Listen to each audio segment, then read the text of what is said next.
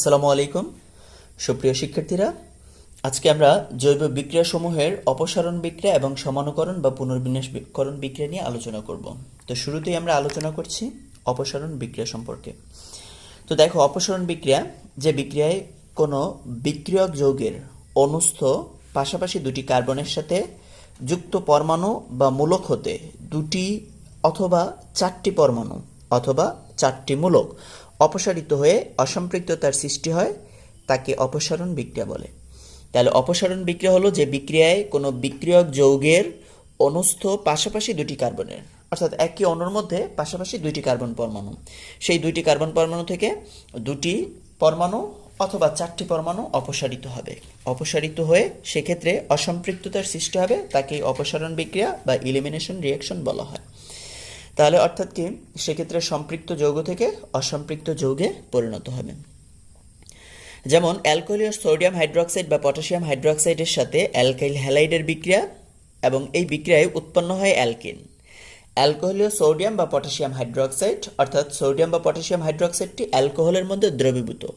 তো সেই অ্যালকোহলীয় সোডিয়াম বা পটাশিয়াম হাইড্রোক্সাইডের সাথে অ্যালকাইল হ্যালাইডের বিক্রিয়ায় অ্যালকেন উৎপন্ন হয়, এবং এই বিক্রিয়াটি একটি অপসারণ বিক্রিয়া।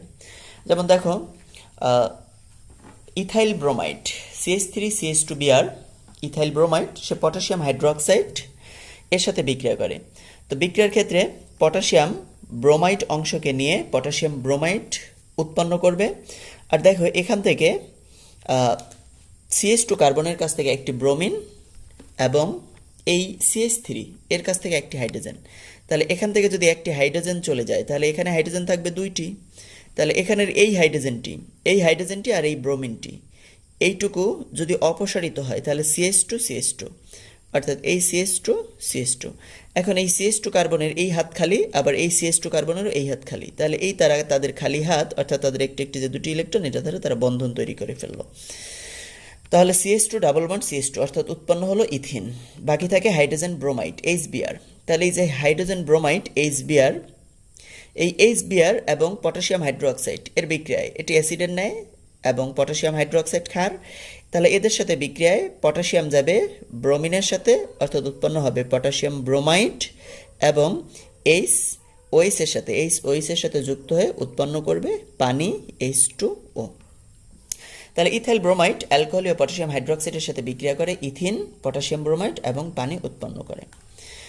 তাহলে দেখা যাচ্ছে কি, এক্ষেত্রে এই যে পটাশিয়াম হাইড্রোক্সাইডের সাথে যখন ইথাইল ব্রোমাইড বিক্রিয়া করলো, তখন ব্রোমিন একটা সিগমা বন্ধনে আবদ্ধ ছিল, একক বন্ধন সিগমা বন্ধন। তাহলে এখানে সে একটা সিগমা বন্ধনে আবদ্ধ ছিল, এই সিগমা বন্ধনটি, এবং এই হাইড্রোজেন সেও একটি সিগমা বন্ধনে আবদ্ধ ছিল। এই দুইটি সিগমা বন্ধন ভেঙে একটি পাই বন্ধন এখানে গঠিত হয়েছে। তাহলে আমরা বলতে পারি অপসারণ বিক্রিয়ায় সিগমা বন্ধন ভেঙে পাই বন্ধন সৃষ্টি হয়। তাহলে দুইটি সিগমা বন্ধন, এই হাইড্রোজেনের একটি, ব্রোমিনের একটি, দুটি সিগমা বন্ধন ভেঙে একটি পাই বন্ধনের সৃষ্টি হলো। তো অপসারণ বিক্রিয়া সম্পর্কিত বিজ্ঞানী সাইজেফ এর একটি নীতি প্রচলিত, আমরা একটু নীতিটি দেখব। তো সাইজেফের নীতিটি হলো হ্যালোজেনে অ্যালকেন, অর্থাৎ অ্যালকাইল হ্যালাইড। তো হ্যালোজেনো অ্যালকেন এর ক্ষেত্রে যে বিটা কার্বনে, হ্যালোজেনো অ্যালকেন এর ক্ষেত্রে অর্থাৎ অ্যালকাইল হ্যালাইডের ক্ষেত্রে যেই বিটা কার্বনে কম সংখ্যক হাইড্রোজেন পরমাণু থাকে, তা থেকে হাইড্রোজেন এবং আলফা কার্বনে হ্যালোজেন মিলে হাইড্রোজেন হ্যালাইড অপসারিত হয়ে অধিক পরিমাণ উৎপাদ তৈরি করবে। তাহলে এখানে দেখো, আমাদের বোঝার বিষয় যেটা হলো সেটা বিটা কার্বন বা আলফা কার্বন। তো হ্যালোজেনো অ্যালকেন, এই হ্যালোজেনো অ্যালকেনের বিটা কার্বন থেকে যাবে হাইড্রোজেন আর আলফা কার্বন থেকে যাবে হ্যালোজেন। তাহলে এই হাইড্রোজেন আর হ্যালোজেন অপসারিত হয়ে এই যৌগটি উৎপন্ন হবে। প্রথমে আমরা একটু দেখে নেই যে আলফা কার্বন বা বিটা কার্বন কাকে বলে। যেমন ধরে নাও, এই কার্বন, এপাশেও কার্বন আছে, এপাশেও কার্বন আছে, এরকম আরও কার্বন থাকতে পারে, এবং বাদবাকি তাদের হাতগুলো হাইড্রোজেন দ্বারা পূর্ণ। তাহলে এই কার্বনের সাথে যদি আমরা একটা হ্যালোজেন নেই, অর্থাৎ এখানে কার্যকরী মূলক যে হ্যালাইড মূলকটি হ্যালোজেন, ক্লোরিন ব্রোমিন যে কোনোটা হতে পারে, তাহলে ধরেন ক্লোরিনও হতে পারে। তাহলে এই ক্লোরিন বা হ্যালোজেনটা এই কার্বনের সাথে যুক্ত, যে কার্বনের সাথে যুক্ত কার্যকরী মূলকটা বা হ্যালোজেনটা যে কার্বনের সাথে যুক্ত, সেটা হচ্ছে আলফা কার্বন। তাহলে হ্যালোজেনটা যেই কার্বনের সাথে যুক্ত, হ্যালোজেনটা যে কার্বনের সাথে যুক্ত সেই কার্বনটি আলফা কার্বন। আলফা কার্বনের সাথে পার্শ্ববর্তী যে কার্বন বিদ্যমান, অর্থাৎ আলফা কার্বন যেই কার্বনের সাথে সরাসরি যুক্ত সেটা হচ্ছে বিটা কার্বন। তাহলে দেখো এই কার্বনটা, আলফা কার্বনটা এখানের এই কার্বনের সাথে যুক্ত, তাহলে এটা হচ্ছে বিটা কার্বন। আবার এই আলফা কার্বন এপাশেও কার্বনের সাথে যুক্ত, তাহলে এটাও বিটা কার্বন। আর বিটা কার্বন যেই কার্বনদের সাথে যুক্ত থাকে তাকে বলা হয় গামা কার্বন। তাহলে এটাও গামা কার্বন, আবার এই বিটা এপাশে যুক্ত, এটা গামা কার্বন। তাহলে অর্থাৎ কার্যকরী মূলক তথা হ্যালোজেন যেই কার্বনের সাথে যুক্ত থাকবে সেই কার্বনটি হচ্ছে আলফা কার্বন। আর আলফা, ওই কার্বনে যদি কোনো হাইড্রোজেন থাকে তাহলে সেটাকে আমরা বলবো আলফা হাইড্রোজেন। আর আলফা কার্বন যে কার্বনের সাথে যুক্ত থাকবে সেটিকে আমরা বলবো বিটা কার্বন। বিটা কার্বনের হাইড্রোজেনকে বলবো বিটা হাইড্রোজেন অথবা বিটা কার্বনে হাইড্রোজেন। তাহলে সাইজেপ নীতি মনে রাখতে হবে। এই সাইজেপ নীতিটি হচ্ছে অপসারণ বিক্রিয়ার ক্ষেত্রে প্রযোজ্য নীতি। এর আগেও আমরা বিভিন্ন নীতি দেখেছিলাম, যেমন মার্কনিকোভের নীতি, অ্যান্টি মার্কনিকোভের নীতি, সেটি ছিল জুতো বা সংযোজন বিক্রিয়ার ক্ষেত্রে। তাহলে জুতো বা সংযোজন বিক্রিয়ার ক্ষেত্রে আমরা মার্কনিকোভ, অ্যান্টি মার্কনিকোভের নীতি দেখেছি। তারপরে হচ্ছে আমাদের নিউক্লিওফিলিক বিক্রিয়ার ক্ষেত্রে SN1 SN2, এবং সর্বশেষ আমাদের অপসারণ বিক্রিয়ার ক্ষেত্রে আমরা এখন দেখছি সাইজেপ নীতি। তাহলে সাইজেপের নীতিটি হলো হ্যালোজেন ও অ্যালকেনের যে বিটা কার্বনে কম সংখ্যক হাইড্রোজেন পরমাণু থাকে, যে বিটা কার্বনে কম সংখ্যক হাইড্রোজেন পরমাণু থাকে তা হতে হাইড্রোজেন এবং আলফা কার্বনের হ্যালোজেন মিলে হাইড্রোজেন হ্যালাইড অপসারিত হয়ে অ্যালকেন উৎপন্ন করে। আমরা নিচের বিক্রিয়াটি লক্ষ্য করি। তাহলে এক্ষেত্রে CH3 CH2 এরপরে CH ব্রোমিন CH3, অর্থাৎ 2 ব্রোমো বিউটেন। এই 2 ব্রোমো বিউটেনের নিঃসন্দেহে ব্রোমিন এই কার্বনে যেহেতু যুক্ত, তাহলে এটি হচ্ছে আলফা কার্বন এবং পার্শ্ববর্তী এই কার্বনটি বিটা কার্বন। আলফা কার্বনের পাশের এই কার্বনটিও হচ্ছে বিটা কার্বন। তো এখন বলছে হ্যালোজেন ও অ্যালকেনের যে বিটা কার্বনে কম সংখ্যক হাইড্রোজেন পরমাণু থাকে, তাহলে এই বিটা কার্বনে হাইড্রোজেন 2টি এবং এই বিটা কার্বনে হাইড্রোজেন 3টি। তাহলে যে ক্ষেত্রে কম সংখ্যক হাইড্রোজেন থাকে তা থেকে হাইড্রোজেন, তাহলে দেখা যাচ্ছে যে আমার এই CH2 থাকছে, এরপরে এখানে CH CH3, এই CH এখানে ব্রোমিন, তাহলে এখান থেকে ব্রোমিন যাবে, এখান থেকে ব্রোমিন, এবং যে বিটা কার্বনে, এই বিটা কার্বনে হাইড্রোজেন 3টি বাট এই বিটা কার্বনে হাইড্রোজেন 2টি। তাহলে যে বিটা কার্বনে হাইড্রোজেন কম, যেহেতু এখানে বিটা কার্বনে হাইড্রোজেন কম 2টি, তাহলে এখান থেকে আরেকটি হাইড্রোজেন যাবে। এখান থেকে যদি আরেকটি হাইড্রোজেন চলে যায় তাহলে এখানে হাতটি খালি হবে। তাহলে সেক্ষেত্রে অর্থাৎ আমার এই CH2 এই বিটা কার্বন থেকে একটি হাইড্রোজেন গেল আর এখান থেকে একটি ব্রোমিন গেল। তাহলে ব্রোমিন গেলে এই হাত আর এই হাত খালি, তাহলে এই খালি হাত এবং এই খালি হাত দ্বারা তারা এখানে দ্বিবন্ধন তৈরি করে নেবে। তাহলে এই দুটি খালি হাত দ্বারা তারা এখানে দ্বিবন্ধন করে যে যৌগটি তৈরি করবে সেটা হচ্ছে বিউটিন 2 বা বিউট 2 ইন। এখন এক্ষেত্রে আমাদের এই যৌগটির পরিমাণ হয় 80%, বিউটিন 2 এটা হয় 80%।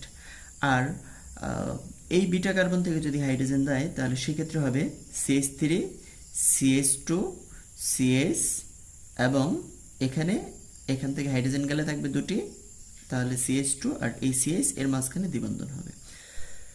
তাহলে আমাদের এটি প্রধান উৎপাদ, এটি হলো 80% আর এটি হলো 20%। তাহলে যেহেতু প্রধান উৎপাদ, অতএব আমরা সেক্ষেত্রে বলতে পারি যে বিটা কার্বনে হাইড্রোজেন কম, সেখান থেকে হাইড্রোজেন এবং তার পার্শ্ববর্তী আলফা কার্বন থেকে হ্যালোজেন।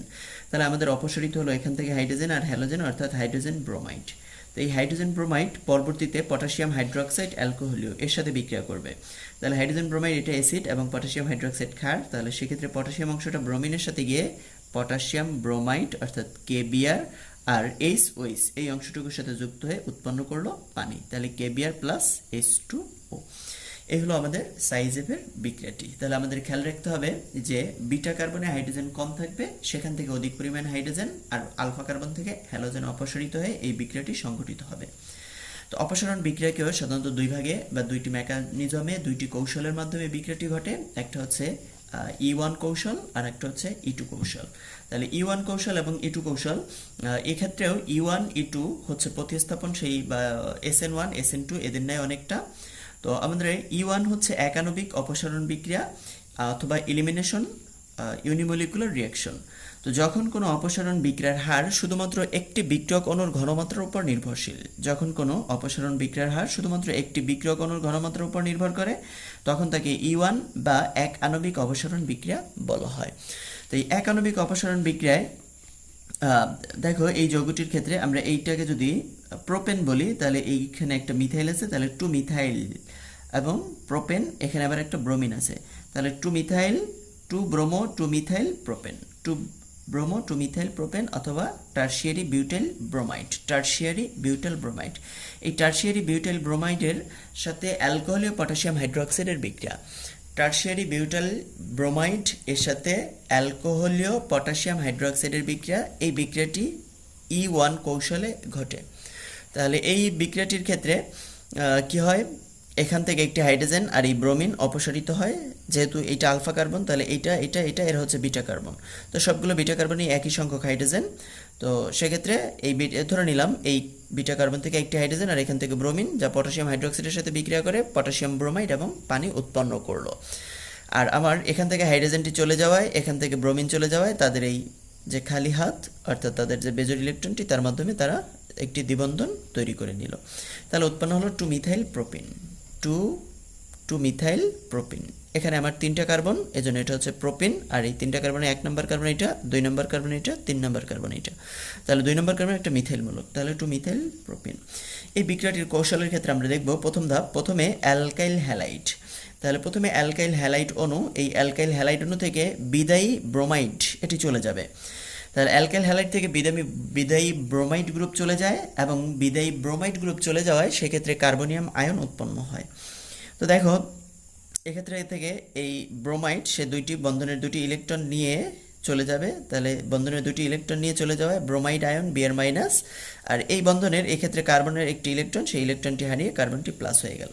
তাহলে এক্ষেত্রে এই ভাঙনটি অর্থাৎ একটি সিগমা বন্ধন ভেঙে যায়, এই ভাঙনটি খুব ধীরে ঘটে এবং এই অ্যালকাইল হ্যালাইড এটি ভাঙনের ফলে যে কার্বনিয়াম আয়ন সৃষ্টি হয়, এই বিক্রিয়াটার হার নির্ধারণকারী ধাপ হচ্ছে এই প্রথম ধাপ। তো দ্বিতীয় ধাপে, প্রথম ধাপে যে উৎপন্ন কার্বনিয়াম আয়ন তা বিটা কার্বন হতে প্রোটন অপসারিত হবে এবং প্রোটন অপসারিত হয়ে অ্যালকেনে পরিণত হবে। তাহলে এক্ষেত্রে আমরা এই CH3 এই অংশটাকে একটু ভেঙে CH2H লিখলাম।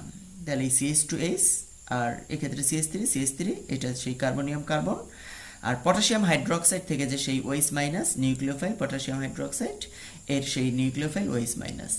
তো এই OH মাইনাস এখান থেকে একটি হাইড্রোজেন নেবে, তাহলে এখান থেকে এই হাইড্রোজেনটাকে H plus proton H plus আকারে নেবে, তাহলে এটাকে যদি H প্লাস আকারে নিয়ে নেবে পানি, এবং এই বন্ধনের যে ইলেকট্রন সেটি এখানে চলে আসবে, বন্ধনের দুটি ইলেকট্রন এসে এখানে, তাহলে কি করবে এখানে এই দুটি বন্ধনের ইলেকট্রন এসে এখানে একটি দ্বিবন্ধন তৈরি করবে। তাহলে একটি বন্ধন ছিল আর একটা নতুন বন্ধন তৈরি করলো, আর এই বন্ধনের মধ্যকার ইলেকট্রন এখানে চলে যাওয়ায় হাইড্রোজেনটি প্রোটন অর্থাৎ H প্লাস আকারে OH এর সাথে যুক্ত হয়ে পানি উৎপন্ন করবে। তাহলে আমাদের প্রোপিন অর্থাৎ টু মিথাইল প্রোপিন উৎপন্ন হলো। তো বিক্রিয়া কৌশলের প্রথম ধাপ হচ্ছে হার নির্ধারণী ধাপ, অর্থাৎ বিক্রিয়া হার বা বেগ নির্ধারণ করে। এজন্য এ ধাপে একটি অণু অংশগ্রহণ করায় একে এক আণবিক বা E1 বিক্রিয়া বলা হয়। এখন আমরা দেখব E2 বিক্রিয়ার কৌশল বা দ্বিআণবিক অপসারণ বিক্রিয়া, বায়োমলিকুলার এলিমিনেশন। তো যে অপসারণ বিক্রিয়ার হার দুটি বিক্রিয়কের ঘনমাত্রার উপর নির্ভর করে তাকে দ্বিআণবিক অপসারণ বিক্রিয়া বা E2 বিক্রিয়া বলা হয়। তাহলে দুটি বিক্রিয়কের ঘনমাত্রার উপর নির্ভর করবে। তো এক্ষেত্রে একটি লিভিং গ্রুপের অপসারণ, তাহলে একটি H আর এখানে লিভিং গ্রুপ হচ্ছে হ্যালোজেন গ্রুপ, এর অপসারণ ঘটবে বিপরীত দিক থেকে, অর্থাৎ যে দিক থেকে ব্রোমিন অপসারণ ঘটবে তার বিপরীত দিক থেকে হাইড্রোজেনের অপসারণ ঘটবে। যেমন টু ব্রোমোপ্রোপেনকে অ্যালকোহলীয় পটাশিয়াম হাইড্রোক্সাইডের দ্রবণ সহ যদি উত্তপ্ত করা হয় তাহলে প্রোপিন উৎপন্ন হয় এবং বিক্রিয়াটি E2 কৌশলে ঘটে। যেমন টু ব্রোমোপ্রোপেন, তাহলে 2 নম্বর কার্বনে ব্রোমো, টু ব্রোমোপ্রোপেন, এই টু ব্রোমোপ্রোপেন প্রোপেন, তাহলে এর সাথে সেই পটাশিয়াম হাইড্রোক্সাইড অ্যালকোহলীয় মাধ্যম, এই তো বিক্রিয়াটি। তো বিক্রিয়াটায় এখানে ব্রোমিন এবং পার্শ্ববর্তী কার্বন থেকে একটি হাইড্রোজেন, তাহলে এই ব্রোমিন আর হাইড্রোজেন ব্রোমাইড যাই পটাশিয়াম হাইড্রোক্সাইডের সাথে বিক্রিয়া করে পটাশিয়াম ব্রোমাইড এবং পানি উৎপন্ন করে। তাহলে আমার এক্ষেত্রে ব্রোমিন এক হাত থেকে আর এক হাত থেকে হাইড্রোজেন যাওয়ায় সেখানে একটি দ্বিবন্ধন অর্থাৎ প্রোপিন উৎপন্ন হয়, প্রোপিন। তাহলে এই বিক্রিয়াটি এটি দ্বিআণবিক অপসারণ বিক্রিয়া, আমরা নিম্নে এটির ব্যাখ্যা দেব। তো এই বিক্রিয়ার কৌশলটিও SN2 বিক্রিয়ার কৌশলের মতোই অনেকটা। বিক্রিয়াটি এক ধাপে ঘটে এবং ক্ষারের প্রভাবে বিটা কার্বন থেকে একটি হাইড্রোজেন, তাহলে আমার এখানে যে পটাশিয়াম হাইড্রোক্সাইড বা সোডিয়াম হাইড্রোক্সাইড এরকম ক্ষার থাকবে, সেই ক্ষারের প্রভাবে বিটা কার্বন থেকে একটি হাইড্রোজেন এবং আলফা কার্বন থেকে হ্যালোজেন একসাথে অপসারিত হবে, ফলে আলফা বিটা কার্বন বিন্যস্ত হয়ে কার্বন কার্বন দ্বিবন্ধন গঠন করে। তাহলে বিক্রিয়াটি এক ধাপে ঘটবে এবং ক্ষারের প্রভাবেই মূলত বিটা কার্বন থেকে একটি হাইড্রোজেন অপসারিত হবে, অর্থাৎ বিটা কার্বনে যে হাইড্রোজেনটি থাকবে সেই হাইড্রোজেনটি OH এর সাথে প্রোটন আকারে ত্যাগ ঘটবে এবং পানি উৎপন্ন করবে, এবং পরবর্তীতে সেই আলফা বিটা কার্বন তাদের মধ্যে যে ইলেকট্রন সেই ইলেকট্রনের দ্বারা বিন্যস্ত হয়ে তারা তাদের মধ্যকার দ্বিবন্ধন গঠন করবে। আমরা একটু অত্যন্ত মনোযোগ সহকারে দেখলে খুব সহজেই বুঝতে পারবো। আমরা এই মিথাইল অর্থাৎ টু ব্রোমো এর এই মিথাইল অংশটিকে আমরা একটু তিনটে হাইড্রোজেন ভেঙে দেখালাম। তাহলে এই সি এবং এই হচ্ছে তাদের তিনটে এইচ, আর এই সি এই কার্বনের এক হাতে একটি হাইড্রোজেন, এক হাতে ব্রোমিন আর এক হাতে মিথাইল, এক হাতে হাইড্রোজেন এক হাতে ব্রোমিন আর এক হাতে মিথাইল। আমরা একটু আলাদা করে দেখালাম, এই কার্বনের এক হাতে হাইড্রোজেন আর এক হাতে মিথাইল আর এক হাতে ব্রোমিন।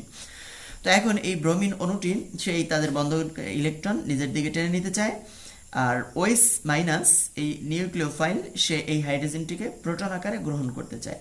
তো হাইড্রোজেনটিকে H প্লাস বা প্রোটন আকারে যখন গ্রহণ করবে তখন এই বন্ধনের ইলেকট্রন এই ক্ষেত্রে আইসে অর্থাৎ এই কার্বন দ্বয়ের মাঝখানে একটি দ্বিবন্ধন ঘটনা তৈরি করবে। তো OH মাইনাস বা নিউক্লিওফাইল এটি হাইড্রোজেনের সাথে এই প্রোটন আকারে একে গ্রহণ করতে চাচ্ছে, তাহলে হাইড্রোজেনের সাথে একটা বন্ধন তৈরি করছে এবং কার্বন আর হাইড্রোজেনের মধ্যবর্তী বন্ধনটি দুর্বল হয়ে যাচ্ছে। তাহলে সেই বন্ধনের যে ইলেকট্রন সেই ইলেকট্রন এসে এখানে দ্বিবন্ধন করতেছে, অর্থাৎ এখানে একটি দ্বিবন্ধনের সৃষ্টি হচ্ছে। আর ব্রোমিন তাদের এই বন্ধনের কার্বন আর ব্রোমিনের মধ্যকার বন্ধনের ইলেকট্রন নিজের দিকে টেনে নিয়ে ব্রোমাইড আয়নে পরিণত হচ্ছে। তাহলে এটি হচ্ছে তাদের মধ্যবর্তী একটা ট্রানজিশন স্টেট বা মধ্যবর্তী অবস্থান্তর অবস্থা। এই মধ্যবর্তী অবস্থান্তর অবস্থায় H এবং H প্লাস অর্থাৎ OH মাইনাস H প্লাসকে নিয়ে পানি তৈরি করে, আর এই বন্ধনের ইলেকট্রন পুরোপুরি এখানে এসে দ্বিবন্ধন তৈরি করে। তাহলে এখানে অবশিষ্ট থাকে এই কার্বনে দুটি হাইড্রোজেন, এই কার্বন তার দুটি হাইড্রোজেন, আর এতে কার্বন কার্বনের মধ্যকার সেই দ্বিবন্ধন। আর অপরদিকে সেই ব্রোমিন সেই বন্ধনের দুটি ইলেকট্রন নিয়েই ব্রোমাইড আয়নে পরিণত হয়। তাহলে OH মিলে হলো পানি, অর্থাৎ এখানে OH এইটুকু মিলে পানি হলো, ব্রোমিন তার ইলেকট্রন নিয়ে ব্রোমাইড আয়নে পরিণত হলো। তাহলে এক্ষেত্রে কার্বন কার্বন দ্বিবন্ধন, এই কার্বনের এপাশেও দুটি হাইড্রোজেন থাকলো, এই কার্বনের এপাশে হাইড্রোজেন এবং এই পাশে মিথাইল, অর্থাৎ উৎপন্ন হলো CH2 CH CH3 প্রোপিন। তো এই ছিল আমাদের E2 বিক্রিয়া বা বায়োমলিকুলার এলিমিনেশন রিঅ্যাকশন। তো এখন আমরা দেখব জৈব যৌগের শেষ বিক্রিয়াটি, অর্থাৎ চার ধরনের বিক্রিয়া ছিল তার চতুর্থ বিক্রিয়াটি, সমানুকরণ বা পুনর্বিন্যাসকরণ বিক্রিয়া। পুনর্বিন্যাসকরণ বিক্রিয়া যে বিক্রিয়ায় কোনো একটি সমাণু যৌগ একটি নির্দিষ্ট সমাণু থেকে উপযুক্ত প্রভাবকের উপস্থিতিতে অপর একটি সমাণু যৌগে পরিণত হয়, অর্থাৎ উপযুক্ত প্রভাবকের উপস্থিতিতে একটি সমাণু যৌগ থেকে অপর একটি সমাণু যৌগে পরিণত হওয়া, এই বিক্রিয়াটি হচ্ছে সমানুকরণ বা পুনর্বিন্যাসকরণ বিক্রিয়া। যেমন উদাহরণ হিসেবে আমরা নরমাল বিউটেনকে বলতে পারি। তাহলে এই নরমাল বিউটেনের 4টি কার্বন আছে এবং এক্ষেত্রে মোট 10টি হাইড্রোজেন বিদ্যমান। তো অ্যালুমিনিয়াম ক্লোরাইড এবং HCl প্রভাবকের উপস্থিতিতে 300 ডিগ্রি সেলসিয়াস তাপমাত্রা যদি উত্তপ্ত করা হয় তাহলে আইসোবিউটেনে পরিণত হয়। আবার টু মিথাইল পেন্টেন একে অ্যালুমিনিয়াম ক্লোরাইড এবং HCl এর উপস্থিতিতে 300 ডিগ্রি সেলসিয়াস তাপমাত্রা যদি উত্তপ্ত করা হয় তাহলে 2,3-ডাইমিথাইল বিউটেন উৎপন্ন হয়। তাহলে 2-মিথাইল পেন্টেন এবং 2,3-ডাইমিথাইল বিউটেন এরা হচ্ছে পরস্পরের সমাণু। তাহলে এই বিক্রিয়াগুলোকে বলা হচ্ছে সমানুকরণ বিক্রিয়া, অর্থাৎ একটা সমাণু থেকে অপর একটি সমাণুতে পরিণত হচ্ছে। শাখাযুক্ত অ্যালকেন উত্তম জ্বালানি হওয়ায় আমরা যে বিভিন্ন ধরনের পেট্রোলিয়াম জ্বালানি, গাড়ি জ্বালানি দহন হিসেবে যে আমরা জ্বালানি ব্যবহার করি, গ্যাসোলিন ব্যবহার করি, সেই গ্যাসোলিনগুলো হচ্ছে সাধারণত শাখাযুক্ত গ্যাসোলিন, আর এই শাখাযুক্ত গ্যাসোলিনটাই উত্তম জ্বালানি হিসেবে কাজ করতে পারে। অর্থাৎ শাখাযুক্ত অ্যালকেন উত্তম জ্বালানি হওয়ায় পেট্রোলিয়াম শিল্পে সমানুকরণ বিক্রিয়ার গুরুত্বপূর্ণ, অর্থাৎ সমানুকরণ বিক্রিয়া খুব গুরুত্বপূর্ণ ভূমিকা পালন করবে, কারণ সমানুকরণ বিক্রিয়ার মাধ্যমে আমরা শাখাযুক্ত অ্যালকেন তৈরি করতে পারবো এবং উত্তম জ্বালানি তৈরি করতে পারবো। আচ্ছা, এরপরে আমরা নকিং জ্বালানি ইঞ্জিনে স্পার্ক এর পূর্বেই, অর্থাৎ জ্বালানি ইঞ্জিন সেই অটো ইঞ্জিনের 4টি ঘাতে ক্রিয়া সম্পন্ন হয়, তার একটি ঘাতে জ্বালানি গ্যাসে স্পার্ক স্পুলিংয়ের মাধ্যমে অগ্নি সংযোগ করা হয় এবং সেখানে এদের মধ্যে একটি বিস্ফোরণ ঘটে, বিস্ফোরণের ফলে প্রচণ্ড চাপ এবং শব্দের সৃষ্টি হয়। তো এই চাপ পিস্টনকে গিয়ে আঘাত করে এবং যার ফলে চাকা সামনের দিকে গতিশীল হয়, গাড়ির চাকা। তো এক্ষেত্রে স্পার্ক স্ফুলিঙ্গ ইঞ্জিনের মাধ্যমেই সংঘটিত হয়ে থাকে, কিন্তু কোনো কারণে জ্বালানিতে অর্থাৎ জ্বালানি ইঞ্জিনে স্পার্কের পূর্বেই জ্বালানি বাষ্প ও বায়ুর মিশ্রণে প্রজ্বলন ঘটলে সেই জ্বালানি অর্থাৎ অটো চক্রের ধাপে যখন স্পার্ক হয়, স্পার্কের পূর্বেই যদি জ্বালানি গ্যাসের প্রজ্বলন ঘটে, বায়ু মিশ্রণ জ্বালানি বাষ্প এদের ঘর্ষণে যদি কোনো কারণবশত যদি প্রজ্বলন ঘটে যায় স্পার্ক করার পূর্বেই, তাহলে গ্যাসের ভিতরে প্রচণ্ড একটি চাপ সৃষ্টি করবে। তাহলে অর্থাৎ স্পার্ক ঘটলেই সেখানে বিস্ফোরণ ঘটবে, প্রচণ্ড একটি চাপের সৃষ্টি করবে। কিন্তু এটি পূর্বেই ঘটায়, অর্থাৎ যখন স্পার্ক হয় তার পূর্বেই এই প্রজ্বলনের মাধ্যমে এই চাপ সৃষ্টি হওয়ায় তখনও পিস্টনটি সঠিক অবস্থানে থাকে না। অর্থাৎ তাহলে এক্ষেত্রে কি হবে, সঠিক অবস্থানে না থাকা পিস্টনকে প্রচণ্ড ধাক্কা দিবে এবং ধাক্কা দিয়ে সেটি ধাতব পাতে শব্দের সৃষ্টি করবে। এই শব্দকেই নকিং বলা হয়। তাহলে জ্বালানি ইঞ্জিনে স্পার্ক এর পূর্বেই জ্বালানি বাষ্প ও বায়ুর মিশ্রণে প্রজ্বলন ঘটলে গ্যাসের প্রচণ্ড চাপ সঠিক অবস্থানে না থাকা পিস্টনকে গ্যাসের প্রচণ্ড চাপ সঠিক অবস্থানে না থাকা পিস্টনকে প্রচণ্ড ধাক্কা দিয়ে যে ধাতব শব্দের সৃষ্টি করে, পিস্টনকে প্রচণ্ড ধাক্কা দিয়ে যে ধাতব শব্দের সৃষ্টি করে তাকে নকিং বলে। তাহলে নকিং হচ্ছে সেই শব্দ, ইঞ্জিনের শব্দ।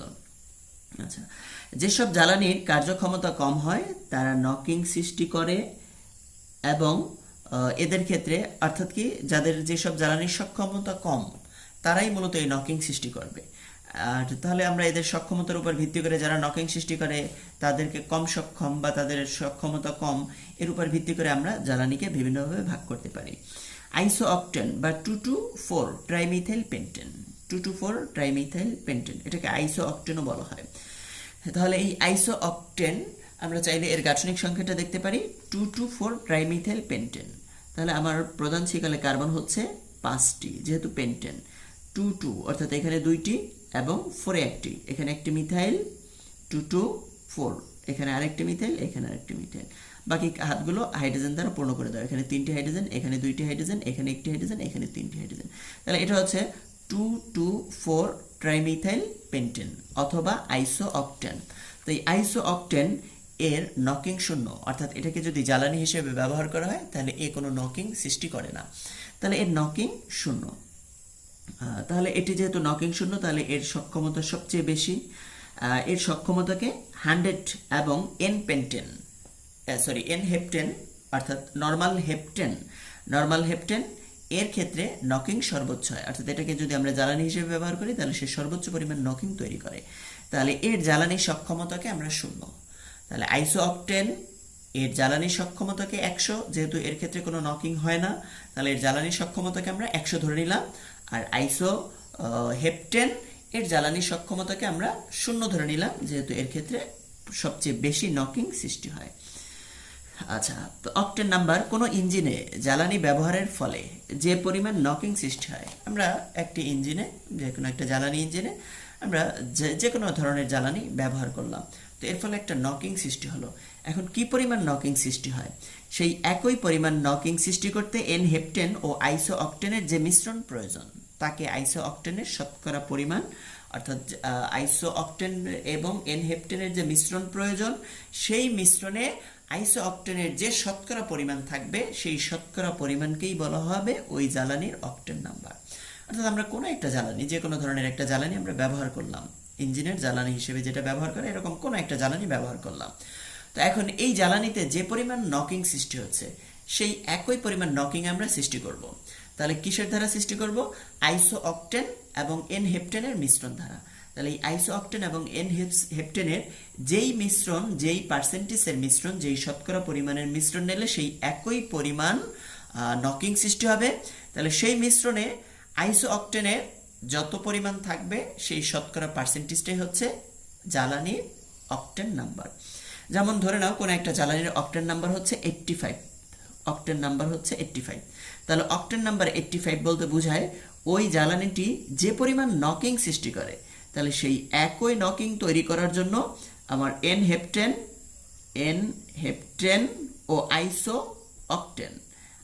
অকটেন এর যে মিশ্রণ দরকার হয় এন হেপটেন, সেই একই নকিং তৈরি করার জন্য এন হেপটেন ও আইসো অকটেনের যে মিশ্রণ দরকার হয় সেই মিশ্রণের 15% হচ্ছে এন হেপটেন আর 85% হচ্ছে আইসো অকটেন। অর্থাৎ কি যে আমরা কোন একটা জ্বালানি ব্যবহার করলাম, সেই জ্বালানিতে যে পরিমাণ নকিং সৃষ্টি হয় সেই একই পরিমাণ নকিং সৃষ্টি করার জন্য এনহেপ্টেন ও আইসোঅক্টেনের মিশ্রণের আইসোঅক্টেনের যে শতকরা পরিমাণ ব্যবহার করা হয় সেই শতকরা পরিমাণকেই বলা হয় ওই জ্বালানির অক্টেন নাম্বার। তাহলে এই জ্বালানিটির অক্টেন নাম্বার 85, এর মানে ওই জ্বালানির নকিং, ওই পরিমাণ নকিং সৃষ্টি করতে এনহেপ্টেন ও আইসোঅক্টেনের মধ্যে 85% আইসোঅক্টেন প্রয়োজন। 85% আইসোঅক্টেন প্রয়োজন।